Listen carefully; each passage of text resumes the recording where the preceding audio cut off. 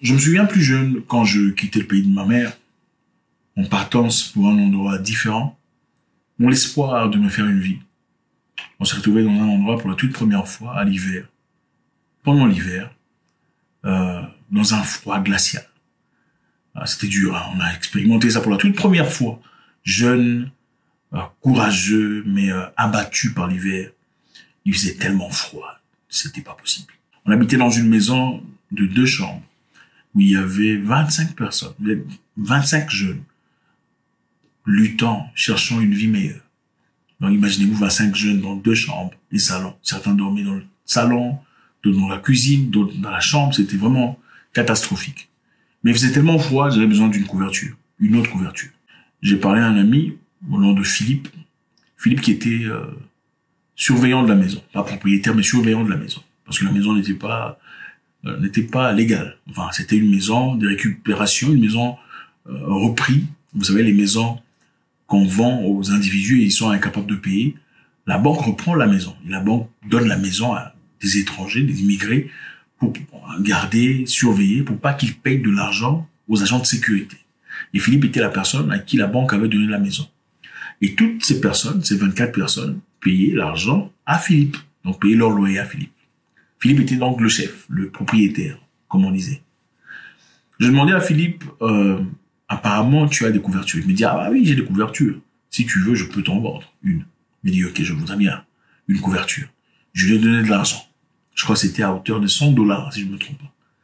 Très belle couverture. Il me dit, ah, ça c'est pas local, d'ailleurs, tout ça. J'ai pris la couverture. Quelques jours plus tard, rentrant du boulot, le soir, en tout cas la nuit, j'ai trouvé quelqu'un endormi par terre, couvert, se servant de la couverture que j'avais achetée chez Philippe. Je lui ai dit, bon, mon cher, j'ai besoin de ma couverture, il fait très froid. Il fait extrêmement froid ce soir, j'en ai besoin. Rends-moi ma couverture. Il me dit, ah, mon cher, il faut arrêter de m'embêter, je suis en train de dormir. C'est ma couverture. Je pensais qu'il plaisantait. J'ai essayé de pousser, j'ai senti qu'il était résilient. Il dit, non, c'est ma couverture. Je me suis énervé, j'ai dit, mais j'ai besoin de ma couverture pour dormir. Demain, je repars très tôt le matin. Il se lève, il me dit, écoute, arrête, tout ça, il a commencé à crier. Je dis, bon, dans ce cas, on va faire venir Philippe, qui vienne finir l'affaire, n'est-ce pas? Lui, il a dit que Philippe lui aurait vendu la couverture. Moi, il m'a dit à moi, voilà, la couverture t'appartient. On appelle Philippe. Philippe, viens un peu. Qu'est-ce qui se passe? La couverture, finalement, elle appartient à qui? Philippe qui nous regarde, disant, écoutez, j'ai beaucoup de problèmes, hein. Votre histoire-là, finissez ça entre vous. Je m'en vais. Il est parti. Il ne pouvait rien faire contre lui. Parce qu'évidemment, c'était lui le bailleur. C'était lui le propriétaire de la maison. Si tu osais ouvrir ta bouche, vous pouviez facilement vous imaginer ce qui se passait après. En plein hiver. La toute première hiver. Pas facile du tout. Et cela m'a appris une leçon. Très intéressante, vous comprenez certainement pourquoi on en parle aujourd'hui. Nous sommes en Zambie.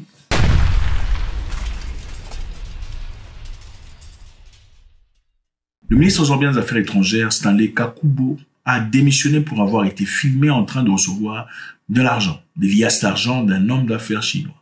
Dans ce ministre zambien des Affaires étrangères respecté, dans la vidéo, on sait voir comment il est en train de discuter avec des gens en train de compter de l'argent.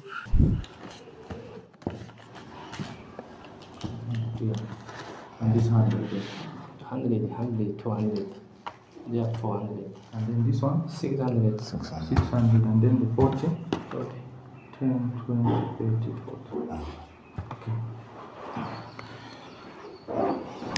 40. Il était manifestement filmé sans qu'il le sache. Et voilà, monsieur Kakubo a été interpellé. Il a été obligé de démissionner. Pourquoi ça s'est passé? Ça s'est passé parce que, apparemment, monsieur Kakubo aurait vendu une partie de ses mines. Il a des mines de, vous savez, la Zambie a beaucoup de ressources souterraines, beaucoup de cobalt et beaucoup d'autres histoires. Monsieur Kakubo aurait vendu une partie de ses mines à ces Chinois. De manière intéressante, il n'a pas vendu seulement à un seul Chinois. Comme dans mon cas, il aurait vendu les mêmes mines à d'autres Chinois. Et finalement, la personne qui était le second acheteur n'était pas content. Il a publié la vidéo. Ouais, vous savez, bon, clairement, pour qu'une personne publie une vidéo comme ça, ou pour qu'une personne se présente dans un deal comme ça, filmant de manière, voilà, malicieuse, c'est parce que, certainement, ici, j'ai retrouvé dans des situations où on a essayé de le niquer, n'est-ce pas? Il n'a pas nié sa présence dans la vidéo.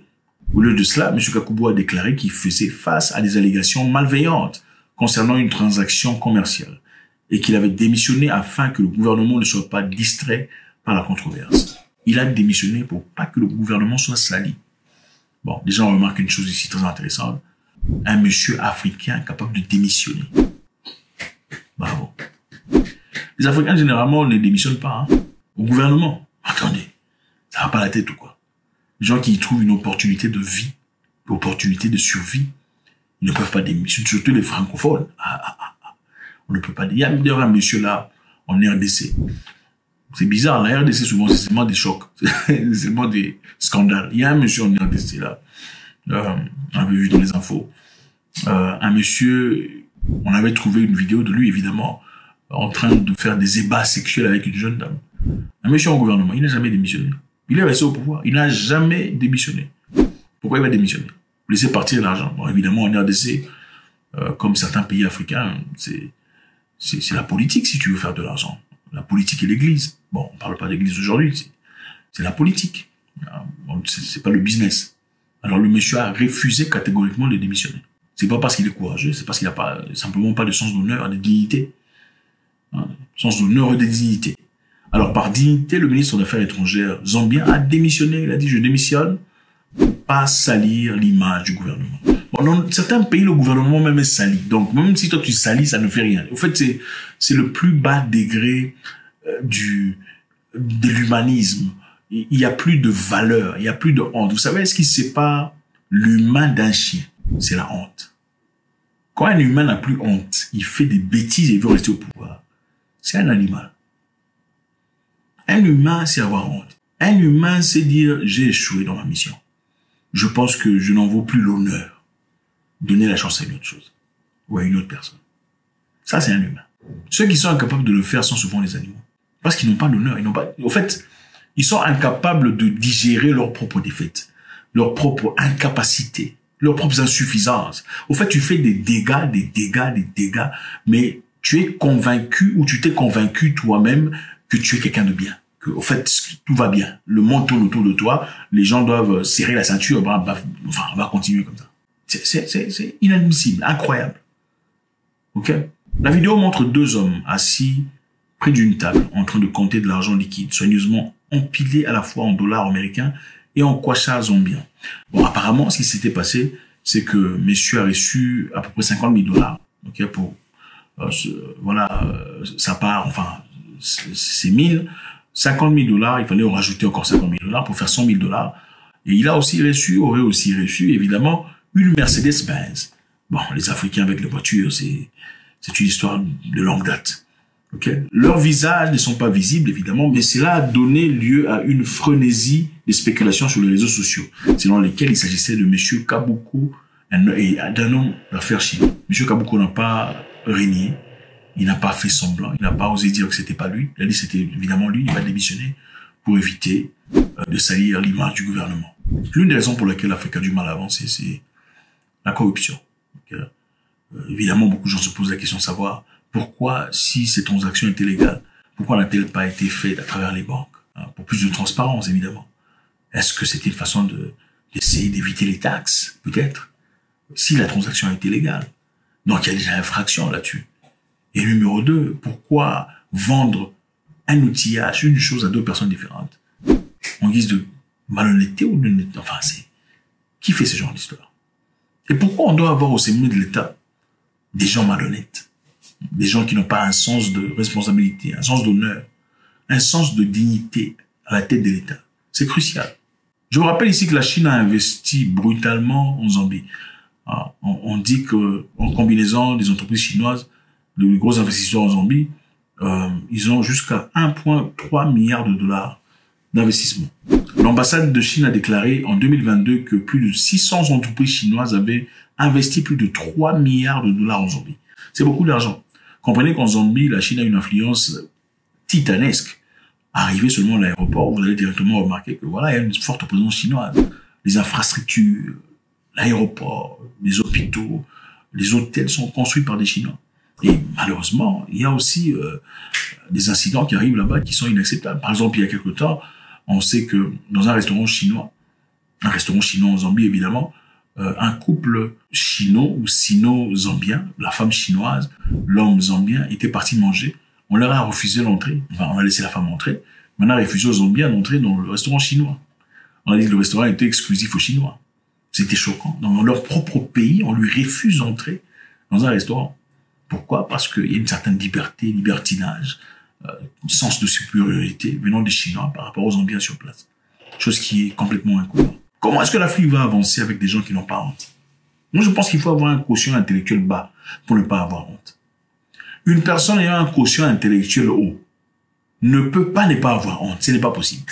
Quand une personne arrête d'avoir honte, il a perdu la capacité d'avoir honte. Il a un quotient intellectuel bas. Vous pouvez avoir une personne, ne vous en faites pas, hein, une personne ayant un quotient intellectuel bas peut finir l'université. Évidemment, la plupart d'ailleurs, il faut le dire, finissent l'université, c'est comment? C'est par quelle procédure? Tricherie, si c'est pas tricherie, on copie chez les collègues. Ah mon frère, la réponse c'est quoi? C'est comme ça que les gens passent les classes. Les gens disent, moi je suis intellectuel, j'ai fini l'université. Mais tu as fini comment?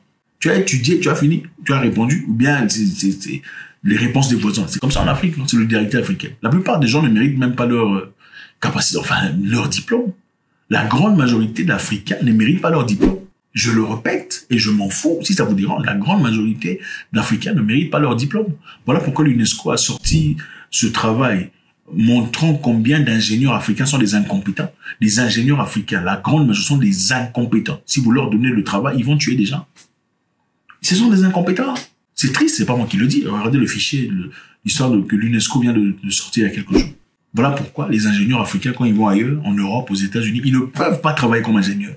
Jusqu'à ce qu'ils font une formation, on revoit, on réévalue, si pas recommencer le cycle en entier. L'honnêteté, la clarté, la transparence est inéluctable.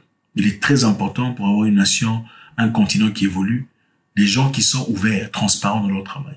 On ne peut pas avoir des leaders magouillards.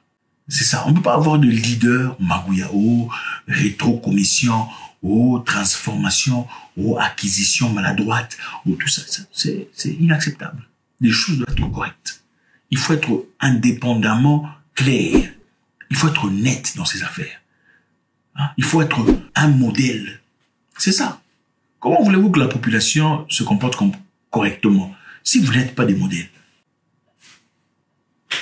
Vous voulez qu'un enfant soit différent de son père? Ce n'est pas possible. L'enfant sera comme son père, ivrogne comme son père, ou intellectuel, intelligent comme sa mère. Il n'y a pas d'autre. Il n'y a pas d'autre. Donc voilà. Le Zambien, ministre des Affaires étrangères, Stanley Kakubo, a démissionné. Donc, est soutenu par son président. Il a démissionné. On dit que c'est pas la première fois que M. Kakubo se retrouve au centre d'une polémique. L'année dernière, il a été accusé d'avoir reçu un pot de vin après avoir été aperçu en train de quitter le bureau d'une cimenterie chinoise avec une mallette. Merci infiniment les amis, c'est toujours avec beaucoup de plaisir. Je pense qu'il est essentiel d'appeler les choses telles qu'elles sont et d'arrêter de faire semblant. Ok? Faites-moi savoir ce que vous en pensez. Toujours un grand plaisir. God bless.